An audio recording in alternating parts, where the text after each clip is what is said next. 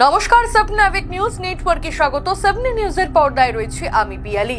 25শে ফেব্রুয়ারি সোমবার সকাল উত্তর কলকাতায় কুমোরটুলি ঘাটে মা মেয়ের দেহ লোপাটের কাণ্ড বদলে দিয়েছিল দুজন ছাপোষা খেটে খাওয়া মানুষের জীবন। একজন ভ্যান চালক রাধানাথ হালদার আর একজন ক্যাব চালক শ্যামসুন্দর দাস। এই দুজনের সাহায্যেই মধ্যম গ্রামের বাড়ি থেকে দেহ নীল রঙের বাক্সে ভরে কুমোরটুলি ঘাট পর্যন্ত নিয়ে এসেছিল এই ঘটনায় অন্যতম অভিযুক্ত ফাল্গুনী ঘোষ ও অনিতা ঘোষ। দফায় দফায় জিজ্ঞাসাবাদে ট্রলি ব্যাগ কাণ্ডে খুনের বিভিন্ন তথ্য প্রকাশ্যে এসেছে। তদন্ত এগোতেই অযাচিতভাবে এই হারহিম করা খুনের ঘটনায় জড়িয়ে পড়েন ভ্যান চালক ও ক্যাব চালক। সপ্তাহ শুরুর দিন 130 টাকার ভাড়া যে জীবন বদলে দেবে ভাবতে পারেনি মধ্যম গ্রামের বীরেশ্বরপল্লী এলাকার বাসিন্দা ভ্যান চালক রাধানাথ হালদার। কিভাবে জড়িয়ে পড়লেন তিনি, শুনবো ভ্যান চালকের কাছ থেকেই। এক ভদ্রলোক আসলে দিচ্ছে, এসে আমাকে বললো তোমাকে ডাকছে ভ্যান নিয়ে যেতে। আমি গেলাম, গিয়ে দেখি দুজন ভদ্রলোক দাঁড়িয়ে আছে চুড়িয়ার পরে দাঁড়িয়ে আছে। মানে চলেন, বলছে না বাড়িতে ট্রলি ব্যাগ আছে আনতে।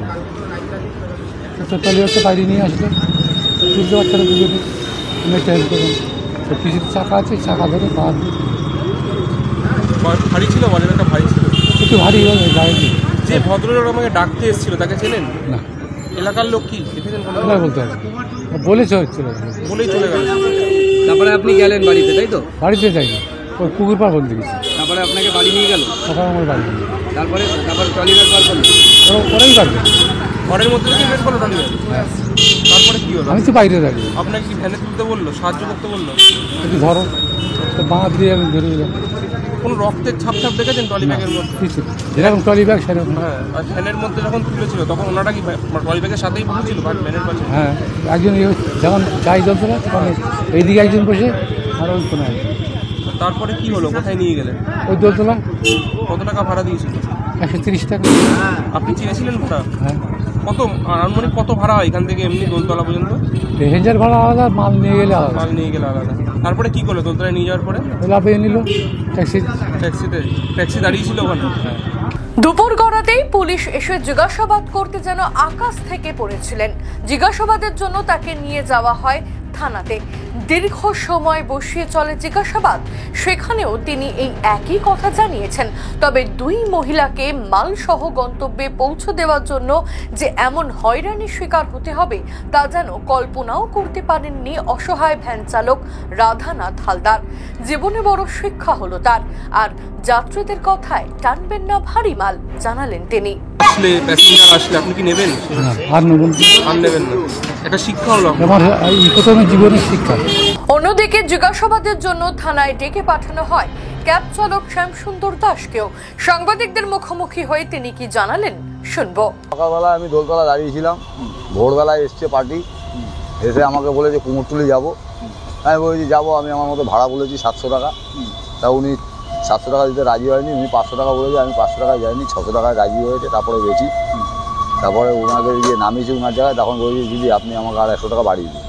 তা উনি আর 100 টাকা দিয়েছি আমাকে। আমি ভাড়া নিয়েছি, আমি আমার মতন আমার জায়গায় চলে এসেছি দোলতলায়। ট্রলিটা ভারী ছিল কিনা? ট্রলিটা ভারী ছিল অবশ্যই, কারণ ওনারা তুলতে ওনাদের অসুবিধা হচ্ছিল, আমি দেখেই বুঝতে পেরেছি। জিজ্ঞেস করেছিলেন? জিজ্ঞাসাও করেছি। আমাকে বলেছে ওর ভেতরে কাঁসার বাসন কোসন আছে, জামা কাপড় আছে, খাবার দাবার আছে, আর কিছুই নেই। গাড়িতে যেতে যেতে কোনো কথা বলছিল কিছু? ওই সমস্ত আমি কোনো খেয়াল করিনি। যা শুনেছি ওরা আলোচনা করছিল, একটাই কথা শুনেছি যে ডাল রান্না করতে বলবো, আলু ভাজা করতে বলবো, খাওয়া দাওয়া করবো, এইসব। এমনি এই ট্রলি নিয়ে কোথায় যাবে বা কী করবে কিছু? না ওই সমস্ত আমি দিই না। বা ট্রলিটা রাখার পর কোথায় যাবে কিছু? না ওই সমস্ত আমি আমি ওখানে মাল নামিয়ে দিয়েছি, নামিয়ে দিয়ে আমি আমার মতন চলে এসেছি। এখান থেকে কটার সময় গেছিল আপনাদের? ওই তো 6টা 5-10 উঠেছি গাড়িতে এখান থেকে। 6টা 5-10, তারপর ওখানে গিয়েই না? ওখানে গিয়ে এর মাঝে কোথাও দাঁড়িয়েছিল বা ওই তেল নেওয়ার জন্য দাঁড়িয়েছিলাম আমি এয়ারপোর্টের ওখানে। এয়ারপোর্টের ক্রসিংটা পার করে বাঁদিকে যে পেট্রোল পাম্প, ওখানে তেল নিয়েছি। তেল নিয়ে ওখান থেকে সোজা শ্যামবাজার হয়ে। আপনার নাম? না আমি কিছু বুঝতেই পারিনি। আমি আজ 30-32 বছর গাড়ি ট্যাক্সি চালাই, 30-32 বছর।